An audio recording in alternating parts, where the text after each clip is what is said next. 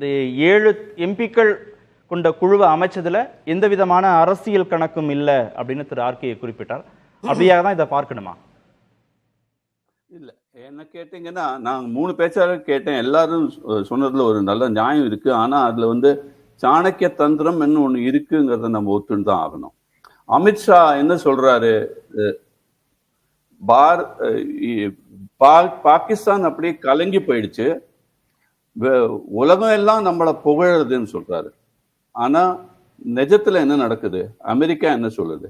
America பாகிஸ்தானும் இந்தியாவும் ரொம்ப சண்டை போட்டுக்காம இருங்க நல்ல பையங்களான்னு ஒரு மாதிரி ஒரு மேல் பூச்சாக ஒரு ஸ்டேட்மெண்ட். யூகேவும் தான் சொல்றது.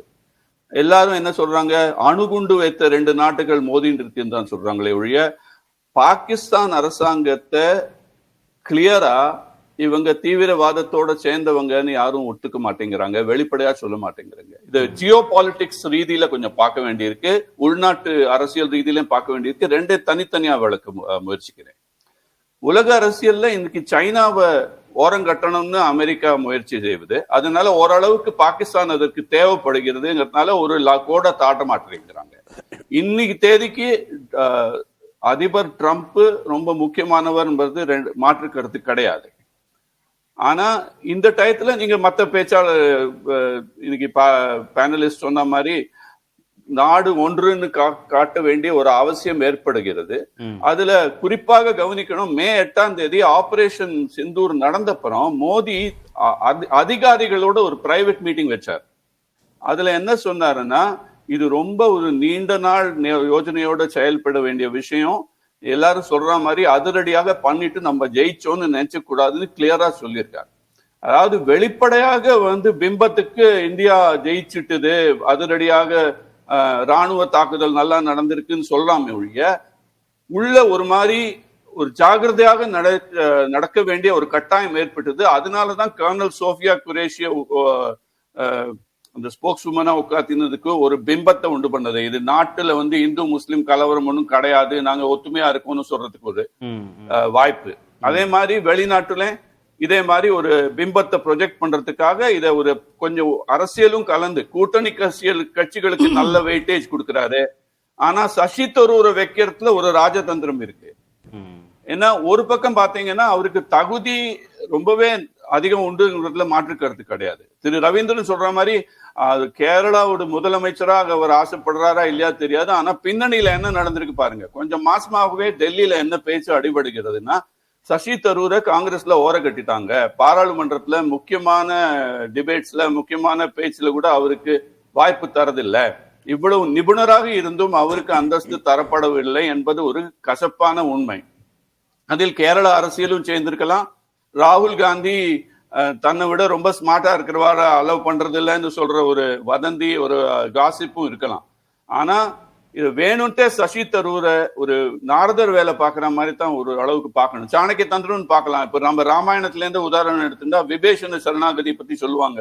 விபீஷணனை எதுக்காக ராமர் அடைக்கலம் கொடுத்ததுல ராஜதந்திரமும் இருக்கு, கொள்கையும் இருக்குங்கிறாங்க.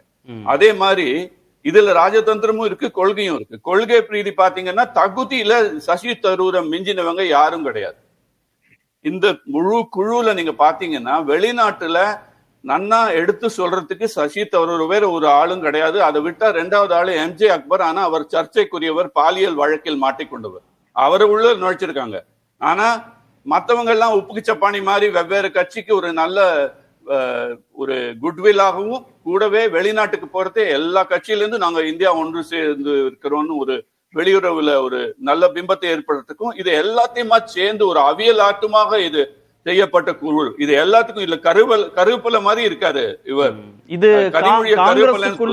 காங்கிரசுக்குள்ள ஒரு அதிருப்தியை ஏற்படுத்தாதா சசி தரூருக்கு மத்திய அரசு இவ்வளவு முக்கியத்துவம் கொடுக்கிறது? அதுலதான் நான் ராஜதந்திரங்கிறேன். அதாவது அவருங்க உள்நாட்டு விஷயத்துல காங்கிரஸ ஓரங்கட்டுறதுக்காக வேணும்ட்டே அவங்கள்ட்ட ஒரு 4 பேரை வரவழைச்சுக்கிறது.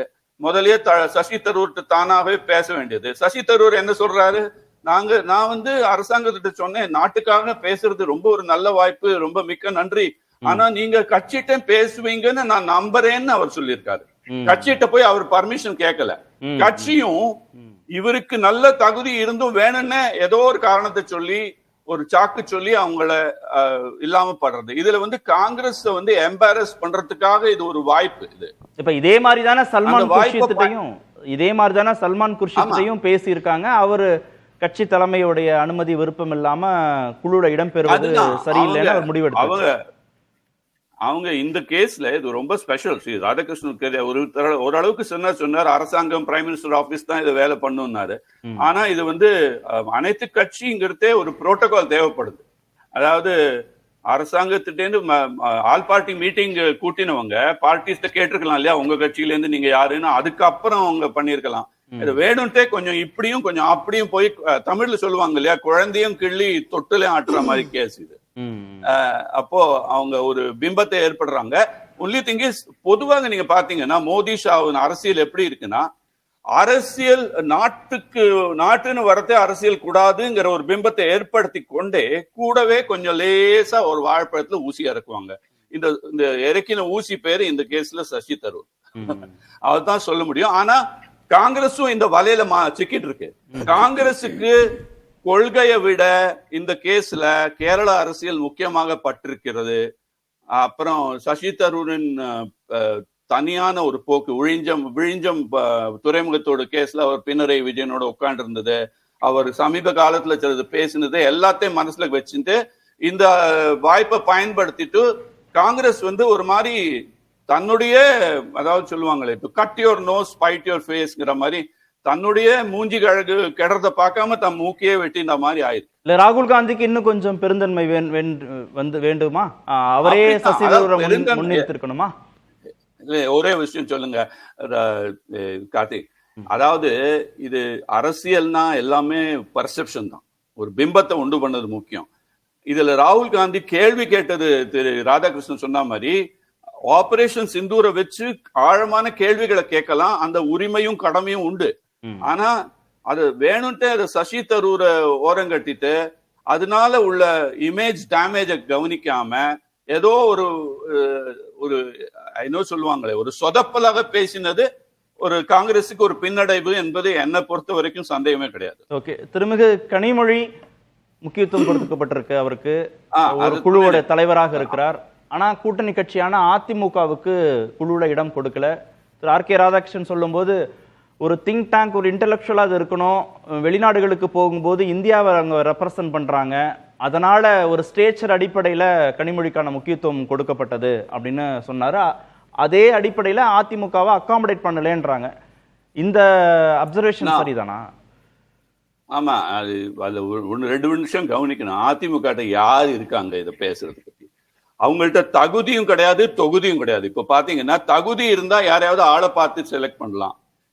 இன்னி தேதிக்கு பாராளுமன்றத்துல அதிமுகவுக்கு ஒரு செல்வாக்கும் கிடையாது.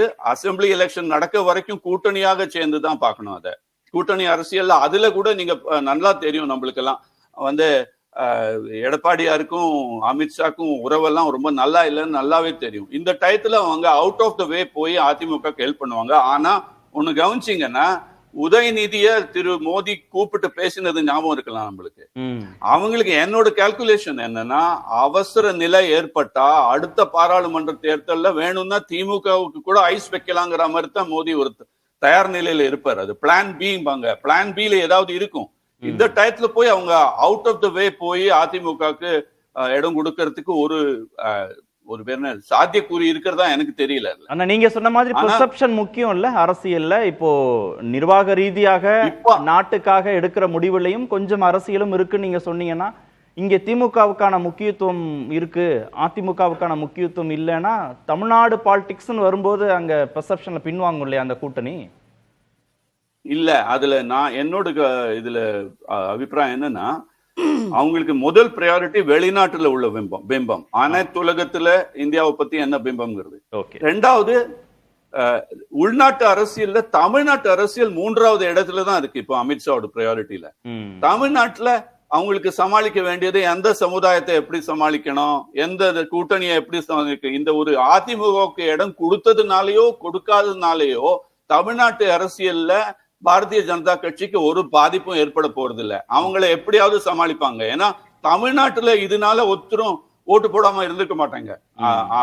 அந்த ஓட்டு அரசியல் வேற, கூட்டணி அரசியல் வேற, நீண்ட நாள் யோஜனை வேற, வெளியுறவு வேற. இது நாளையும் சேர்த்து பார்த்து ஒரு எஸ்டிமேட் போட்டுதான் இந்த குழுக்கள் தயாரிக்கப்பட்டிருக்கு. இதுல எம்ஜே அக்பர் ஒண்ணுதான் எனக்கு ஒரு மாதிரி வினோதமா படுறாரு. ஏன்னா அது ஒரு கான்ட்ரவர்சியல் சர்ச்சைக்குரிய விஷயம்.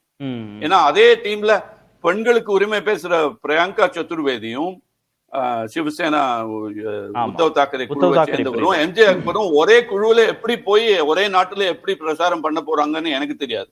அது கவனிக்க வேண்டிய விஷயம்.